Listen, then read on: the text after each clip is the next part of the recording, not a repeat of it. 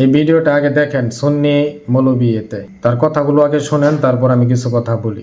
কাফের হয়ে যান, বাবা বেঈমান হয়ে যান, বাবা হিন্দু হয়ে যান, বিজুর্মি হয়ে যান, কিন্তু বাজান মুনাফিকি বাজান হওয়া যাবে। বাজান যাবে, কারণ এর মতো গর্দব দুনিয়াতে আছে বলে আপনার মনে হয়? এ নাকি আবার সুন্নি, চেহারার অবস্থাটা দেখেন। কোরআন হাদিসের আশেপাশেও নাই এরা। কোরআন হাদিস তো শিখবই না, কোনো কিছুই না। আন্দাজে নানান কিচ্ছা কাহিনী বলে মানুষকে ধোঁকাবাজি দিতে এরা খুব স্বাচ্ছন্দ্য বোধ করে। এটা তুই কোথায় পাইলি যে কাফের মুশরিক হওয়া যাবে কিন্তু মুনাফেক হওয়া যাবে না? পাইলি কোথায় এগুলা?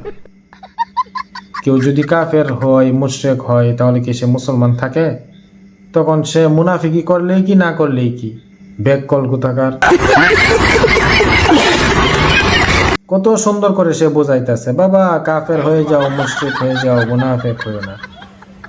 ভণ্ড কোথাকার। যখন এগুলা বলে তখন শ্রোতাদের মধ্য থেকে কেউ একজন আয়েশা যদি লিপসের মাঝে দিত এবং জিজ্ঞাসা করতো, এটা পাইলা কোথায় তুমি?